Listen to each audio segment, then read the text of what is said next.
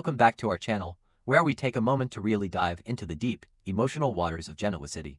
Today is a rather reflective day, a quiet moment that feels perfect for unpacking the incredibly heavy, complicated, and deeply human drama unfolding before us.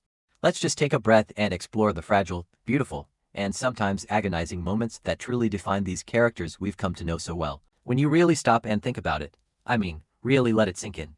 The sheer, overwhelming terror of staring at that little plastic stick must have been absolutely paralyzing for Sally Spectra. I can almost picture her there, standing in the quiet, suffocating isolation of that bathroom, the harsh light buzzing softly overhead, just holding her breath. The first test was one thing, wasn't it? A shock, sure. A sudden, violent jolt to her entire system, but this second test. It completely strips away the luxury of denial. It violently removes that tiny, desperate sliver of hope she was clinging to that maybe, just maybe, the first one was a mistake. A faulty test. A cruel, random trick of biology. But no, 2 lines again. Positive. Again. It's just heartbreaking to imagine the immense weight of that reality crashing down on her shoulders. You can almost feel the panic rising in her chest, the way the walls must have felt like they were slowly closing in on her. It makes you wonder about the immediate aftermath of that moment. How do you even put one foot in front of the other when your entire universe has just tilted on its axis? Sally is a survivor, we know that. She's always been a fighter, someone who claws her way back from the brink. But this isn't a corporate takeover or a fashion rivalry. This is her body. This is a life inside her, and the absolute dread that must have washed over her. It's not just the fear of the unknown, it's the terrifying familiarity of the past. I think that's what makes this so incredibly heavy. She isn't walking into this blind. She is walking into this carrying the heavy, invisible ghost of a tragedy she barely survived the first time. And then, there's the detail that really caught my attention. The part that feels so incredibly raw and telling about where Sally's head is at right now. She didn't go straight to Billy, the father of the child, the man she is building a life with. No, she went to Audra Charles. When I first heard that, I admit, I was a little taken aback. Audra, of all people. Audra is so calculated, so cold, so entirely focused on her own ambitions. But then I really thought about it, and honestly, it makes a strange, heartbreaking kind of sense. When you are standing on the edge of a panic attack, when you feel like you are about to shatter into a million tiny pieces, sometimes the absolute last thing you can handle is someone else's overwhelming emotions. Billy is a man who feels everything so deeply, so loudly. If Sally had gone to him first, she wouldn't have just been dealing with her own terror. She would have had to immediately manage his reaction, his shock, his inevitable spiral of complex feelings. She would have had to be strong for him, or comfort him, or navigate his chaotic energy. And I really think she just didn't have the emotional bandwidth for that. She needed a sterile environment. She needed someone who would look at the situation objectively, without a shred of sentimentality. Audra is a fortress of detachment. By going to Audra, Sally could just state the facts. I am pregnant. She could say the words aloud and see how they tasted without the immediate, crushing pressure of Billy's emotional baggage crashing into hers. It's a survival tactic, really. It's sad, but it's so deeply understandable. But of course, the truth couldn't stay hidden forever. She had to face him. She had to tell Billy. I can only imagine the agonizing walk to go find him. Every single step must have felt like dragging her feet through wet cement. The secret she was carrying, that tiny little reality confirmed by a second test, must have felt like it weighed 1,000 pounds in her chest. How do you even start that conversation? How do you look at the man you care about and drop a bomb that will detonate both of your lives? I imagine she rehearsed it 100 times in her head, trying to find the perfect, calm, collected way to say it. But there is no perfect way. There is only the truth, and the messy, unpredictable fallout that inevitably follows. When she finally did tell him, when she finally pushed the words past the lump in her throat and confirmed that yes, the second test was positive, that she is definitely pregnant, the shift in the air between them must have been palpable. Billy, to his credit, tried to step up. He really did. The news tells us that Billy immediately wanted to focus on Sally's feelings. He wanted to be the supportive partner, the rock, the guy who puts his own panic aside to make sure the woman he loves is okay. And you have to admire that impulse. It shows how much he loves her, how desperately he wants to get this right. He wanted to make it all about her, to shield her from whatever chaotic storm was brewing inside his own head. But Sally is too perceptive for that. She knows Billy inside and out. She knows his tells, his deflections, his habit of burying his own darkness under a veneer of forced stability. She wasn't going to let him get away with it. She kept pushing him. She didn't want him to manage her. She wanted him to be in the trenches with her. It's a profound kind of intimacy, isn't it?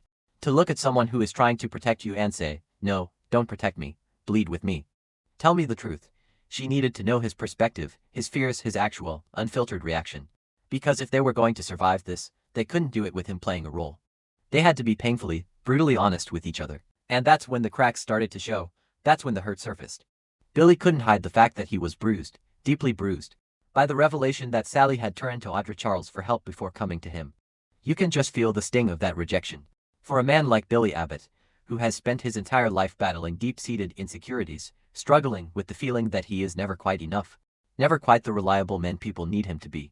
Hearing that his partner sought comfort from a virtual stranger, a corporate rival, rather than him. It must have felt like a physical blow to the chest. It's not just about the secret. It's about what the secret implies. It implies a lack of trust. It implies that in her darkest, most terrifying moment, she looked at him and thought, he can't handle this. I really feel for Billy in that moment. It's so hard to confront your own inadequacies, especially when they are mirrored back to you by the person you love most. He was sad, he was hurt, and he was probably a little angry, though he might have tried to hide it. He admitted he was afraid she didn't want to confess her suspicions to him. And that fear. That's the root of so much of Billy's historical trauma, isn't it? The fear of being shut out, the fear of being the screw-up that people have to tiptoe around. He wants so desperately to be the hero in Sally's story, the steady hand she can rely on. And realizing he wasn't her first call was a harsh, bitter pill to swallow. But Sally, in her defense, wasn't trying to hurt him, and she made that clear. She had to explain that her hesitation, her detour to Audra, wasn't about Billy's failures. It was about her own paralyzing terror, and this is where the conversation takes a turn that just shatters my heart. This is where the walls come completely down, and the raw, bleeding truth of their shared trauma is finally exposed to the light. Sally admitted the real reason she was so utterly consumed by fear. It wasn't about the inconvenience of a baby. It wasn't about their relationship status. It was about Ava. Just saying that name, Eva, it must have changed the entire temperature of the room. I can almost see the tears welling up in Sally's eyes as she finally vocalized the nightmare that has been haunting her every waking moment since she saw those two pink lines. Losing baby Ava wasn't just a sad event in Sally's life. It was a fundamental shattering of her soul. It was a trauma so deep, so profound, that it rewired her entire understanding of the world. When you carry a child, when you feel them move, when you plan a future around them, and then you wake up to the deafening, agonizing silence of a loss, how do you ever trust your body again? How do you ever allow yourself to feel the naive, unbridled joy of pregnancy when you know exactly how entirely that joy can be ripped away from you? Sally confessed that so many of her fears right now are inextricably tied to losing her little girl. The fear that her body is a hostile environment. The fear that she is destined to repeat the worst agony she has ever known. It's a psychological mountain that seems completely insurmountable. To be pregnant again isn't a blessing to her right now, it's a ticking time bomb. It's a daily, hourly, minute-by-minute exercise in waiting for the other shoe to drop. She was terrified to tell Billy because saying it out loud made it real, and making it real meant opening the door to the possibility of losing it all over again. And then, Sally did something incredibly brave, and incredibly empathetic. In the midst of her own suffocating grief and fear, she looked at Billy, really looked at him. And she saw the mirror of her own soul. She didn't just focus on her pain, she acknowledged his. She looked at this man, this complicated, broken, beautiful man, and she named the ghost that has been haunting him for years. She suggested that Billy was also thinking about a loss. She brought up Delia. Delia Abbott. It's a name that carries so much weight, so much history, so much unspeakable tragedy in Genoa City. I can only imagine the physical reaction Billy must have had hearing her name spoken in that moment. A sharp intake of breath, a tightening of the jaw. A sudden, overwhelming flood of memories. The little girl in the school play costume. The dark, winding road, the screech of tires. The absolute, world-ending devastation that followed. Losing Delia broke Billy Abbott in a way that he has never, truly, fully recovered from. It sent him spiraling into darkness, into gambling, into a self-destructive abyss that took years to climb out of. And even now, the scars are so incredibly sensitive. For Sally to bring up Delia in the context of this new pregnancy, it's a breathtakingly vulnerable moment. She is saying, I see your deepest wound, and I know it's bleeding right now, just like mine. She recognized that for Billy, the prospect of having another child isn't just about the future. It's a terrifying collision with the past. Every milestone, every ultrasound, every moment of hope will inevitably be shadowed by the memory of the daughter he couldn't protect. How does a father who has buried a child ever sleep soundly again? How does he look at a new baby without feeling the icy grip of panic that the universe might strike twice? The conversation that followed between them. It sounds like one of the most profoundly moving, deeply intimate exchanges we've ever seen from these two. They didn't argue. They didn't put up walls. They just sat in the absolute wreckage of their shared grief. They admitted something so incredibly personal, something that most people would keep locked away in the darkest corners of their minds. They admitted that they both still dream about their deceased daughters. Think about the vulnerability it takes to confess that. To admit that in the quiet hours of the night, when the world fades away, Your subconscious is still desperately clinging to the ghosts of the children you lost.